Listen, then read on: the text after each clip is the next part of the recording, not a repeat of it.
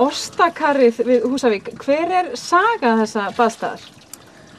Já, sagan byrjaði nú reyndar annars staðar. Við byrjuðum á því að, höfðum áhuga á því, fólk hérna með psoriasis aðtók hvort að það vatn sem var hérna á borholum á Húsavík gæti hjálpað okkur í baráttunni við psoriasis og byrjuðum í annarri holu sem að gaf engan árangur að okkur fannst.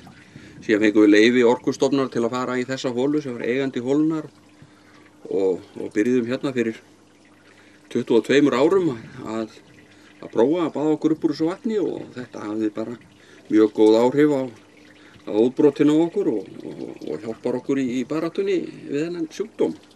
Og hvað nákvæmlega svona gott við þetta vatn? Já, það í sjálfu sér það sem við vitum ekki en þetta mjög efnaríkt vatn.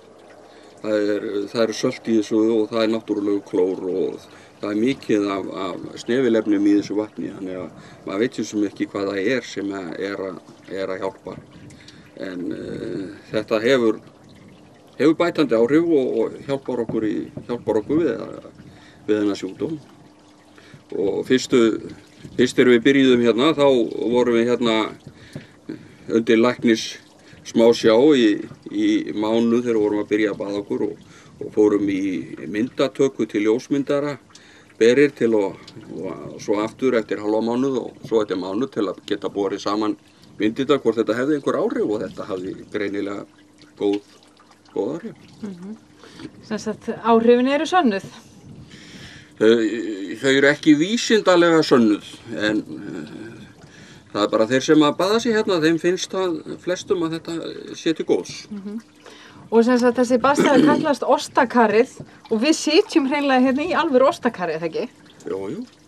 Þetta Ostakar sem kom úr mjólkursamlaginu hérna og var notað hérna lengi og var orðið bara úrelt og ónýtt og notað sem drykkjarkar fyrir hross í nokkur ár og svo var það fengið hingað sem sagt fyrir 22 árum og búið að vera hér síðan.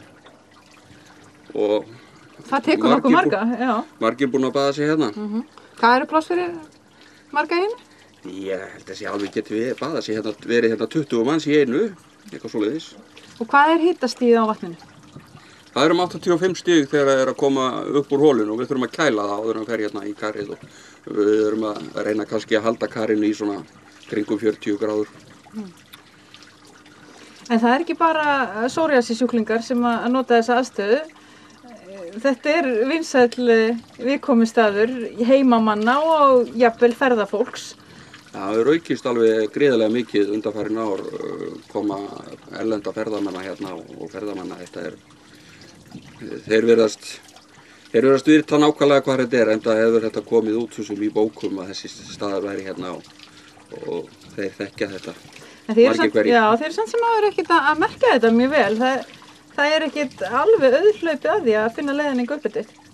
Nei, það eiginlega gert bara með ásettu ráði. Það ekkert hægt að bjóða upp á þetta í rauninni sem baðstað og þetta bara svona náttúrulegt vatn sem við erum að dæla hérna upp okkur til heilsubótar og við erum ekkert amast við því þó aðrir séu að koma hérna ef þeir fara okkar reglum og gangi vel Og þið hafið byggt hérna upp baðaðstöðun á undanförnum árum. Þið eru komið með búningsklefa og sturtu. Já. Þetta allt unnið í sjálfboðinu eða? Já, þetta allt gert í sjálfboðinu. Það heldum við einu sinni fengið styrk, smá styrk til þess að gera það svolítið hérna en annað unnið í sjálfboðinu en þetta náttúrulega ekki bara þessir aðilar sem hérna að baða sig og fasta gestir heldur hefur Orkuveita Húsavíkur komið að þessu í gegnum árin og skaffað vatni hérna upp úr jörðinni, upp úr holunni en síðan höfum við þessir sem erum að baða okkur hérna til heilsubótar séð bara þetta allt saman. Hvernig hefur umgengnin verið? Hún hefur verið svolítið misjöfn.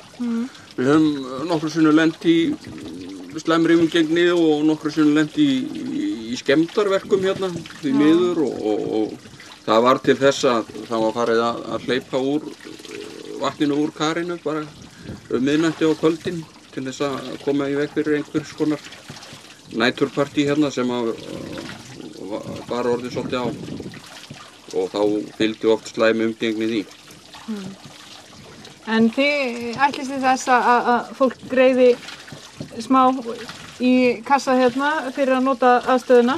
Það fer bara í uppbygginguna, eða ekki?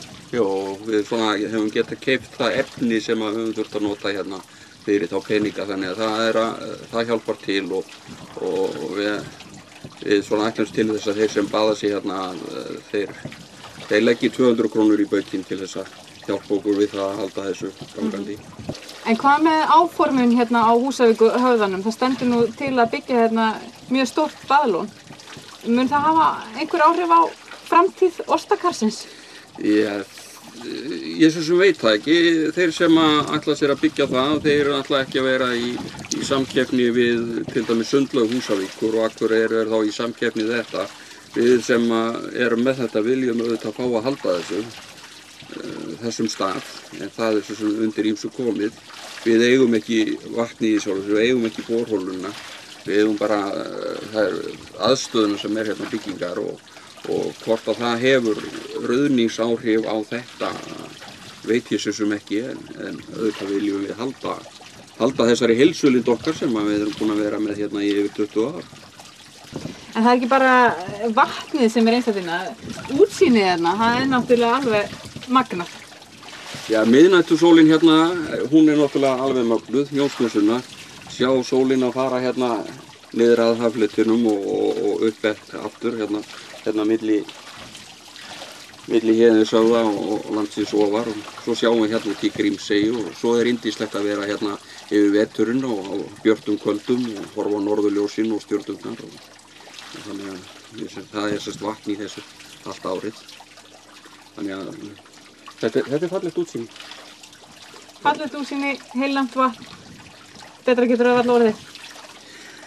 Nei, allavega eru svona sumir þeir sem að baða sig hérna að staðaldri, þeir eru búin að endast náttúrulega sumir frá hérna upphafi eins og ég, þannig að þetta gera það ekki bara öðruvísi en að fá eitthvað út úr því, þetta nærir sálina líka að vera hérna í heitu vatni og liðkar líkamann að vera hérna í heitu vatni og hjálpar við svona húðvandamál.